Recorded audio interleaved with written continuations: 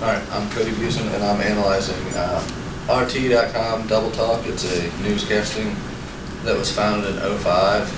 It's slanted towards Obama a little bit because they have a recent news reporter who was hired from CNN, and they're slanted towards Obama also.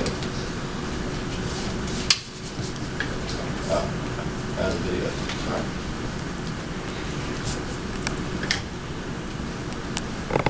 Now, U.S. presidential candidate Mitt Romney has raised eyebrows by releasing his 2011 tax returns after pressure from the voters.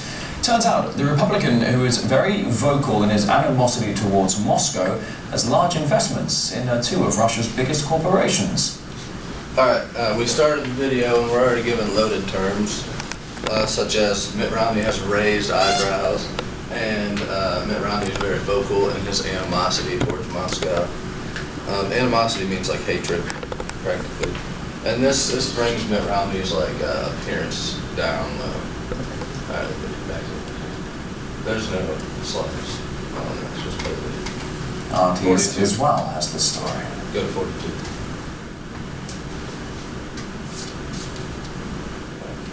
Perhaps the most important yet overlooked item on his 2011 tax return is Romney's foreign investments. The Ann and Mitt Romney Family Trust return shows Romney purchased shares in two giant Russian companies.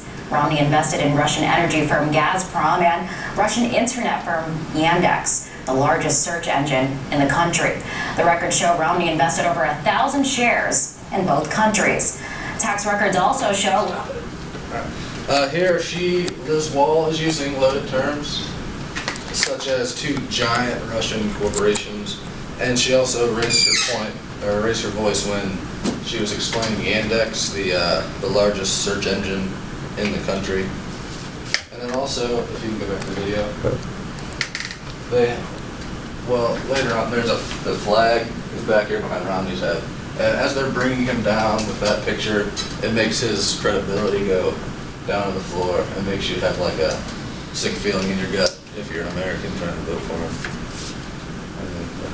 Romney sold both shares at a loss last September, right before the presidential election season kicked off. But what's puzzling is that the presidential hopeful took interest and invested in a country he recently bashed.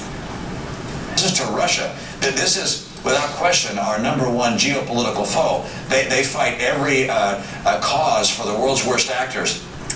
That's right. Romney invested in a country he apparently views as America's number one enemy. In fact, Romney's rhetoric on Russia is consistently hawkish. So if you want to run for the highest office in the United States and then verbally attack a foreign country, you may want to keep your investments close to home. In Washington, Liz Wall, RT. Okay, Romney sold the shares of his Russian companies because it looks bad if you're running for president and you're invested in another country.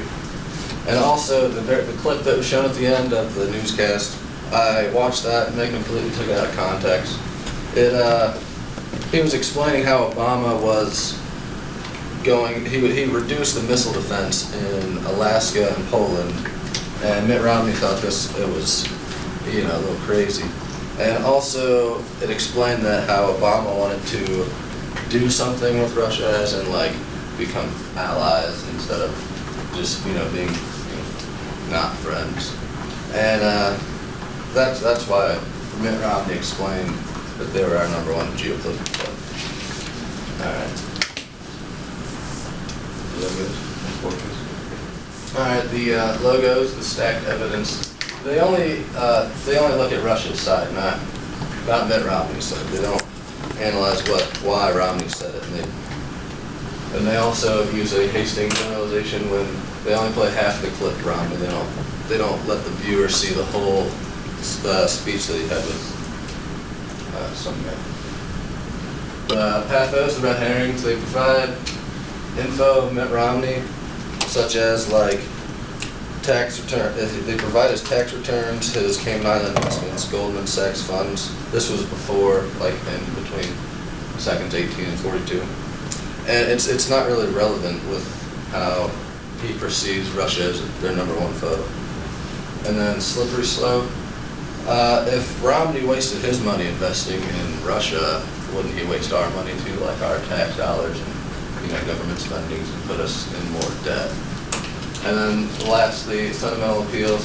Romney only paid 14% on taxes, just like all of our parents do, and just how we pay the same amount of taxes that he does, 4% less. Next slide, please. And the ethos. The ad hominem. The reporters don't look at Romney's side, they only look at Russia's side once again. And the straw person is not viewing the whole clip at the end of the video.